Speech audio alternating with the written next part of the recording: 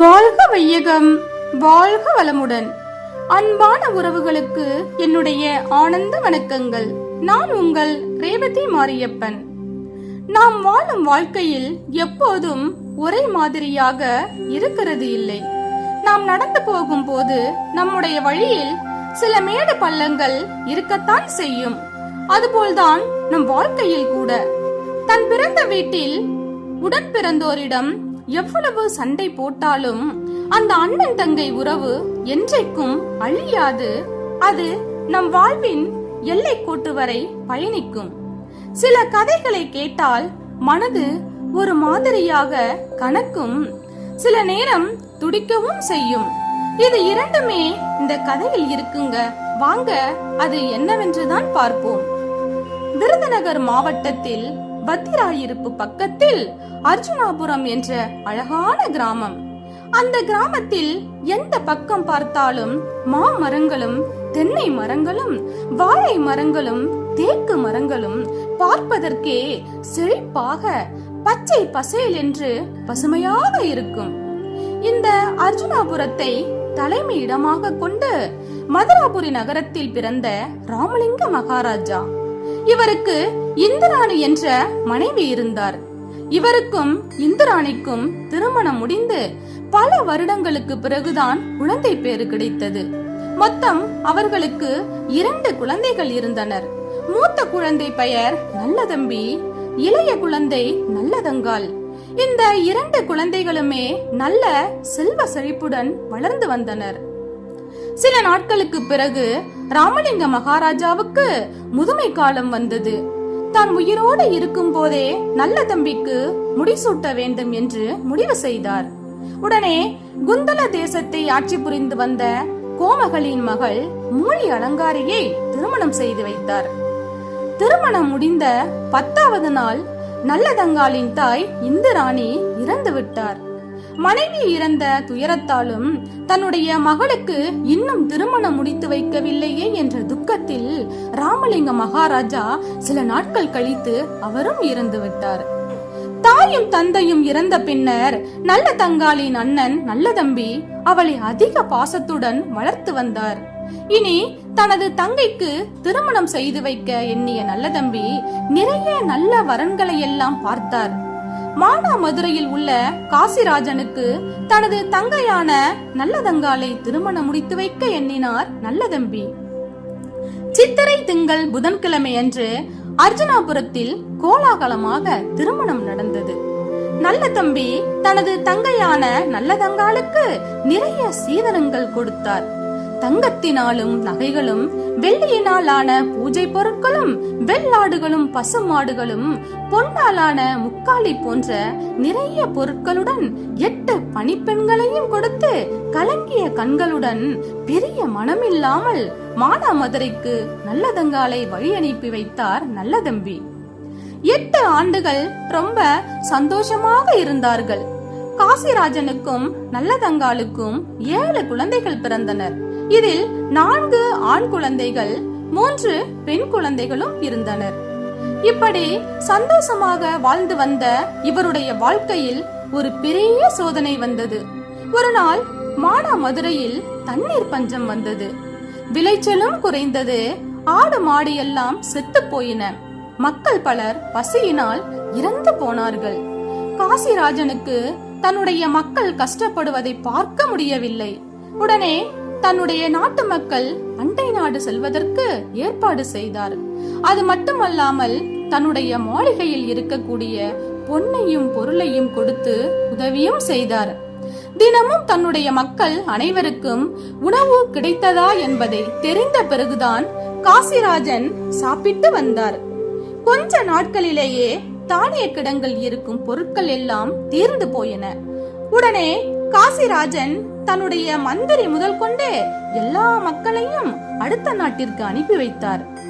காசிராஜனுடைய மனைவி நல்லதங்காளும் அவனுடைய 7 குழந்தைகளும் பசியால் அழுது துடித்தனர். தன்னுடைய குழந்தைகள் பசியால் துடிப்பதை கண்ட நல்லதங்காள் தன்னுடைய அண்ணன் வீட்டிற்கு சென்றால் குழந்தைகளுக்கு உணவாவது கிடைக்கும், இப்படி பசியால் துடிக்க மாட்டாங்க என்று நினைத்தாள். இதை எப்படி காசிராஜனிடம் கூறுவது என்று நினைத்து காசிராஜனையும் தன்னுடன் கூட்டிச் சென்று விடலாம், அப்போது வறுமையில் இருந்து தப்பித்து விடலாம் என்று நினைத்து தன்னுடைய விருப்பத்தை காசிராஜனிடம் சொன்னால் நல்லதங்காள். காசிராஜனிடம் நல்லதங்காள் என்னுடைய அண்ணன் வீட்டிற்கு செல்லலாமா என்று கேட்டாள். இதை கேட்டதும் காசிராஜனுக்கு கொஞ்சம் கூட விருப்பம் இல்லை. அதற்கு காசிராஜன், நான் இந்த நாட்டிற்கு அரசன், எந்த நிலை வந்தாலும் நான் வரக்கூடாது. நீ வேண்டுமென்றால் நம்முடைய குழந்தைகளை அழைத்துக் கொண்டு உன்னுடைய அண்ணன் வீட்டிற்கு சென்று விட்டு வா என்று நல்லதங்காளை அனுப்பி வைத்தார். நல்லதங்காலும் குழந்தைகளுக்கு நல்ல உணவு கிடைக்கும் என்று சந்தோஷத்தில் அவர்களை அழைத்துக் கொண்டு தன்னுடைய அண்ணன் வீட்டிற்கு நடந்து சென்றார். காடு மேடு கடந்து நல்லதங்காலும் அவர்களுடைய 7 குழந்தைகளும் மானாமதுரையில் இருந்து காட்டு வழியில் சென்றார். அப்போது நல்லதங்காளுக்கு வழி தெரியவில்லை. பக்கத்தில் இருந்த மரத்தின் அடியில் இளைப்பாறினார் நல்லதங்காள் குழந்தைகளுடன். பசி பசி என்று குழந்தைகள் அழுது கொண்டே இருந்தன. அதை கண்டு நல்லதங்காலும் கதறி அழுதாள். நல்லதங்காளின் அழுகுரலை கேட்டதும் வேடர்கள் எல்லோரும் ஓடி வந்து நல்லதங்காளிடம் விசாரித்தனர். தலைவிரி கோலமாக பசியால் மிழிந்து போய் யார் என்றே அடையாளம் தெரியாமல் இருந்த நல்லதங்காளை பார்த்தவுடன் வேடர் குல தலைவன் வாய்விட்டு அழுதார். ஏனென்றால் அந்த வேடர் குல தலைவன் யார் என்றால் நல்லதம்பிதான், நல்லதங்காளின் உடன் பிறந்த அண்ணன். ஏன் வேடர் கோலத்தில் வந்தார் என்றால், ஒரு புலி ஒன்று ஊர் மக்களை துன்பப்படுத்திக் கொண்டே இருந்தது.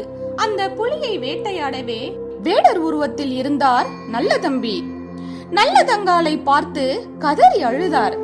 அதன் பிறகு நடந்ததை எல்லாவற்றையும் நல்லதங்காள் தன்னுடைய அண்ணனிடம் சொன்னாள். இதை கேட்டதும் நல்லதம்பி நல்லதங்காளிடம், தங்கையே, நான் வந்த வேலை இன்னும் முடியவில்லை. வேலை முடிவதற்கு இன்னும் 2 நாட்கள் ஆகும். முதலில் பசியால் வாடும் உன்னுடைய குழந்தைகளை அழைத்துக் கொண்டு அரண்மனைக்கு போ. அங்கு அண்ணி உனக்கு வேணுங்கிறதையெல்லாம் தருவா என்று சொன்னார் நல்லதம்பி. அதன் பிறகு தன்னுடைய பரிவாரங்களை அழைத்து என்னுடைய தங்கை நல்லதங்காளை அரண்மனைக்கு அழைத்துச் செல்லுமாறு உத்தரவிட்டான். அந்த நேரத்தில் அர்ஜுனாபுரம் அரண்மனை மாடத்தில் பெண்கள் எல்லோரும் தனக்கு சேவகம் செய்ய ரொம்ப சந்தோஷமாக உட்கார்ந்து இருந்தார் நல்லதம்பியின் மனைவியான மூழி அலங்காரி. மூழி அலங்காரிக்கு செந்திலபதி என்ற தம்பி இருந்தார். இவர் நல்லதங்காலும் அவளுடைய 7 குழந்தைகளும் வறுமையால் தன்னுடைய நாட்டை விட்டு அண்ணனை தேடி வந்திருக்கிறார்கள் என்ற செய்தியை நல்லதங்காலும் அவளுடைய குழந்தைகளும் அரண்மனைக்கு வருவதற்கு முன்னாடியே காட்டில் நடந்த நிகழ்ச்சியை தன்னுடைய சகோதரி மூழி அலங்காரியிடம் அவசர அவசரமாக சொன்னார். இதை கேட்டதும் மூழி அலங்காரிக்கு பயங்கரமாக கோபம் வந்தது. அடடா, நல்லதங்காள் மறுபடியும் அரண்மனைக்கு வந்து விட்டாளா? இனி இங்கு இருக்கும் சொத்தை எடுத்துக்கொண்டு சென்று விடுவாள் என்று நினைத்து அங்கிருந்த பணிப்பெண்கள் அனைவரையும் போகச் சொல்லிவிட்டாள். அரண்மனையில் உள்ள உணவுப் பொருட்கள் எல்லாவற்றையும் பாதாளத்தில் உள்ள அறையில் கொண்டு போய் மறைத்து வைத்தாள். அதன் பிறகு தானும் ஒரு மூலையில் சென்று படுத்துக் கொண்டாள். கொஞ்ச நேரத்தில் அரண்மனை வாயிலை நுழைந்தவுடன் வாசல் கதவு அடைத்து இருந்தது. உடனே நல்லதங்காள் இங்கே ஏதோ தவறாக இருக்கிறது என்று உணர்ந்து கொண்டாள். கதவிற்கு அருகில் சென்றதும் நல்லதங்காள், அண்ணி, கால் கைகள் எல்லாம் வலிக்கிறது, என்னுடைய பிள்ளைகள் பசியால் அழுகிறார்கள், கதவை திறங்க அண்ணி என்று கதவை தட்டினாள். ஆனால் மூழி அலங்காரி கதவை திறக்கவே இல்லை. அதன் பிறகு அழுது கொண்டே இறைவனாகிய சிவபெருமானை நினைத்து, ஈஸ்வரனே, என்னுடைய பிள்ளைகள் பசியார கதவை திறங்க என்று கதறி அழுதாள். கொஞ்ச நேரத்தில் அரண்மனையின் கதவுகள் தானாகவே திறந்தது. உடனே நல்லதங்காள் தன்னுடைய குழந்தைகளை அழைத்துக் கொண்டு மூலி அலங்காரி இருக்கும் இடத்திற்கு சென்றாள். அண்ணி, என்னுடைய பிள்ளைகள் பசியால் துடிக்கின்றனர், ஏதாவது சாப்பிடுவதற்கு கொடுங்கள் என்றாள் நல்லதங்காள்.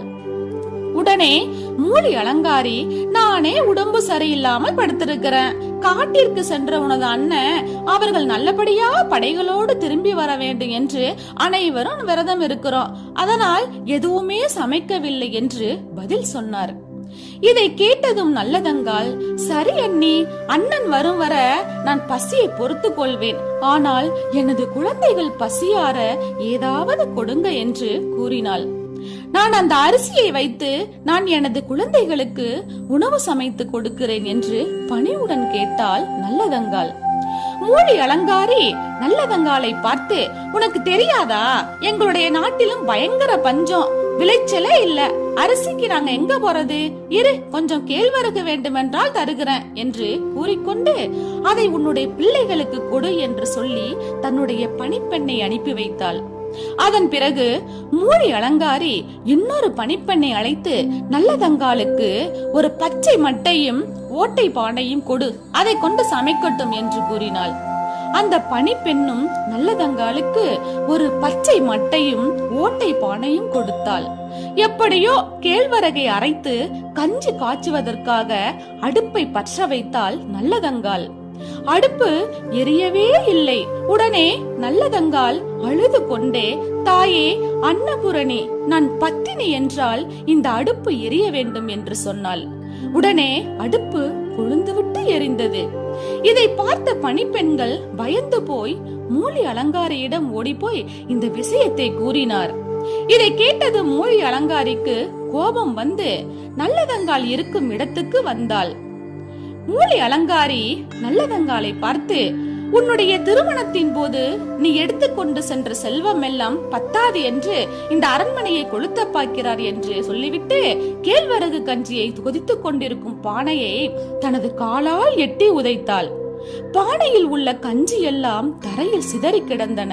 இதை பார்த்ததும் பசியால் இருந்த நல்லதங்காளின் குழந்தைகள் தரையில் சிதறிய கஞ்சியை வலித்து குடித்தனர். நல்லதங்காளுக்கு இந்த காட்சியை பார்க்க முடியவில்லை. இனியும் இங்கு இருந்து அவமானப்படக்கூடாது என்று நினைத்துக் கொண்டு தன்னுடைய 7 குழந்தைகளையும் அழைத்துக் கொண்டு சென்று விட்டாள். பாலடைந்த கிணற்றை தேடி சென்றாள் நல்லதங்காள். தன்னுடைய அண்ணன் வந்தால் தன்னுடைய வழியை தெரிந்து கொள்வதற்காக போகிற வழிகள் எல்லாம் ஆவாரம் பூசெடிகளை உடைத்து போட்டுக்கொண்டே சென்றாள் நல்லதங்காள். கொஞ்ச தூரம் சென்ற பிறகும் எந்த ஒரு கிணற்றையும் காணவில்லை. அந்த காட்டில் 3 பேர் ஆடு மாடு மேய்த்து கொண்டு இருந்தனர். அவர்களிடம் சென்று, நல்லதங்காள், எங்களுக்கு ரொம்ப தண்ணீர் தாகமாக உள்ளது, எனவே பக்கத்தில் ஏதாவது கிணறு இருக்கிறதா என்று கேட்டாள். உடனே ஆடு மாடு மேய்ப்பவர்களான 3 ஒருவர், ரொம்ப தூரத்துல கருப்பராயன் என்ற ஒரு கோவில் உள்ளது, அதை தாண்டி போனால் ஒரு கிணறு இருக்கிறது என்று கூறினான். உடனே நல்லதங்காள் தன்னுடைய குழந்தைகளை அழைத்துக் கொண்டு கிணறு இருக்கும் இடத்திற்கு சென்றாள். அங்கு சென்றதும் நல்லதங்காளின் குழந்தைகள் அனைவரும் பசி மயக்கத்தில் உறங்கிவிட்டனர். நல்லதங்காளும் தன்னுடைய குழந்தைகளுக்கு அருகிலேயே அமர்ந்து இருந்தாள். அந்த சமயத்தில் நல்லதங்காளின் மனதில் ஒன்று தோன்றியது. எந்த சமயத்திலும் அழையா விருந்தாளியாக யாருடைய வீட்டிற்கும் போகக்கூடாது என்று கணவன் காசிராஜன் சொன்னது நினைவிற்கு வந்தது. தன்னுடைய தவறை எண்ணி அழுது கொண்டே இருந்தாள். தன்னுடைய கணவனின் பேச்சை கேட்காமல் வந்தது எவ்வளவு தவறு என்று எண்ணி அழுதாள். நல்லதங்காளின் குழந்தைகள் கிணற்றங்கரையில் நன்றாக தூங்கிக் கொண்டு இருந்தனர். தன்னுடைய குழந்தைகள் தூங்கி முழித்து விட்டால் அவர்களை கிணற்றில் தூக்கி போடுவதற்கு மனதே வராது. எனவே இதுதான் சரியான சமயம் என்று நினைத்த நல்லதங்காள் தன்னுடைய தாலியை கலற்றி தன்னுடைய கணவனோ அல்லது அண்ணனோ தன்னை தேடிக்கொண்டு வந்தால் அவர்களுடைய கண்ணில் படுமாறு நினைத்து அந்த கிணற்றின் மேட்டில் வைத்தாள் நல்லதங்காள். உடனே கிணற்றை 3 முறை சுற்றி வந்து ஒவ்வொரு குழந்தைகளாக தூக்கி கிணற்றில் போட்டாள். இந்த சத்தம் கேட்டு நல்லதங்காளின் மூத்த மகன் முழித்துக் கொண்டான். அம்மாவிடம் இருந்து தப்பி ஓட முயற்சி செய்தான். அவன் அம்மாவிடம், என்னை மட்டுமாவது தப்பி போக விடுங்கம்மா, நம்முடைய வம்சத்தின் பெயர் சொல்ல நான் மட்டுமாவது இருக்கிறேன் என்று கூறி கதறி அழுதான். நல்லதங்காலும் தன்னுடைய மகனின் பேச்சை கேட்டு அழுது கொண்டே தன்னுடைய மூத்த மகனை பிடித்து கிணற்றில் தூக்கி போட்டுவிட்டு கடைசியில் தான் தானும் கிணற்றில் குதித்தாள். இப்போது நல்லதங்காலும் அவளின் 7 குழந்தைகளும் கிணற்றில் இறந்து மிதந்தனர். இந்த நேரத்தில் நல்லதங்காளின் அண்ணன் நல்லதம்பி வேட்டையை முடித்துக்கொண்டு அரண்மனைக்கு வந்தான். தன்னுடைய தங்கையையும் 7 குழந்தைகளையும் அரண்மனை முழுவதும் தேடினான். அவர்கள் அங்கு இல்லை. உடனே தன்னுடைய மனைவி மூலி அலங்காரியிடம் வந்து கேட்டான் நல்லதம்பி. உடனே மூலி அலங்காரி தன்னுடைய கணவனிடம், நானே உடம்பு முடியாமல் படுத்துக் கொண்டு இருந்தேன். அப்படி இருந்தும் உங்க தங்கைக்கு சுவையான உணவுகளை சமைத்து சாப்பிட கூப்பிட்டேன். ஆனால் அவர்கள் எல்லோரும் அண்ணன் வந்து சாப்பாடு போட்டால் தான் சாப்பிடுவோம், இல்லை என்றால் சாப்பிட மாட்டோம் என்று கோபப்பட்டு இங்கிருந்து சென்று விட்டனர் என்று பொய் சொன்னால் மூலி அலங்காரி. நல்ல தம்பிக்கு தன்னுடைய மனைவி சொன்னது சரியாக படவில்லை. உடனே நல்ல தம்பி அங்குள்ள பணிப்பெண்களும் விசாரித்தான். உடனே நல்ல தம்பி தன்னுடைய தங்கையை தேடி காட்டிற்கு சென்றான். வழியெங்கும் ஆவாரம் பூவை பின்தொடர்ந்து சென்றான் நல்ல தம்பி. ஆனால் மறுபுறம் மானாமதுரையில் நல்ல மழை பெய்து நாடே செழிப்பாக இருந்தது. காசிராஜனும் தன்னுடைய மனைவி நல்லதங்காளையும் 7 குழந்தைகளையும் நல்ல தம்பி வீட்டில் இருந்து அழைத்து கொண்டு வரலாம் என்று சொல்லி காட்டில் வந்து கொண்டிருந்தார். அந்த காட்டின் வழியாக தான் நல்ல தம்பியும் தன்னுடைய தங்கை நல்லதங்காளை தேடிக்கொண்டு சென்று கொண்டிருந்தான். நல்ல தம்பியும் காசிராஜனும் ஒருவரை ஒருவர் சந்தித்துக் கொண்டனர்.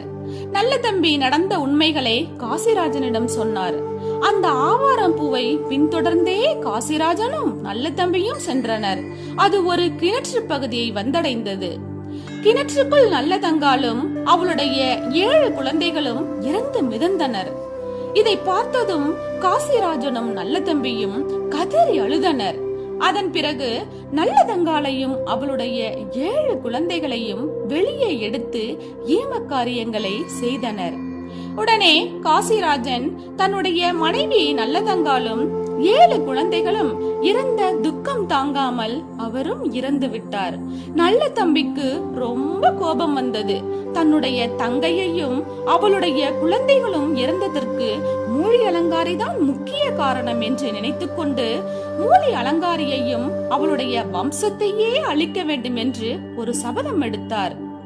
உடனே அரண்மனைக்கு சென்று தன்னுடைய மனைவி மூலி அலங்காரியிடம், ஒரு துக்கம் நடந்த வீட்டில் நல்ல காரியம் உடனே நடத்த வேண்டும், இதனால் உன்னுடைய தம்பி செந்திலபதிக்கு திருமணத்தை நடத்தி வைக்கலாம், உன்னுடைய சொந்த பந்தங்களை எல்லாம் வரச் சொல்லு என்றான் நல்ல தம்பி. இதனால் மூலி அலங்காரிக்கு ரொம்ப சந்தோஷம். திருமண ஏற்பாடுகள் எல்லாம் தடபுடலாக நடந்தது. நல்ல தம்பி தன்னுடைய அரண்மனையில் உள்ள சிற்பியை அழைத்து ஒரு பொய்யான மண்டபத்தை தயார் செய்யும்படி கூறினான். மூலி அலங்காரியின் சொந்த பந்தங்களை பொய்யாக உள்ள மண்டபத்திலும் நல்ல தம்பியின் சொந்தங்களை அவனுடைய அரண்மனையிலும் தங்க வைத்தான். திருமணம் நடப்பதற்கு கொஞ்ச நேரத்திற்கு முன்னால் நல்ல தம்பி திட்டம் போட்டது மாதிரி போலியாக கட்டப்பட்ட மண்டபம் இடிந்து விழுந்தது. மூலி அலங்காரியின் வம்சமே அடியோடு அழிந்து விட்டது. உடனே தன்னுடைய கடமையை நல்லபடியாக முடித்து விட்டோம் என்று நினைத்துக் கொண்டு நல்ல தம்பி ஈட்டி மீது பாய்ந்து உயிரையே விட்டார். என்னங்க, ஒரு பெண் நினைத்தால் ஒரு குடும்பத்தை ஆக்கவும் செய்வாள், அழிக்கவும் செய்வாள்.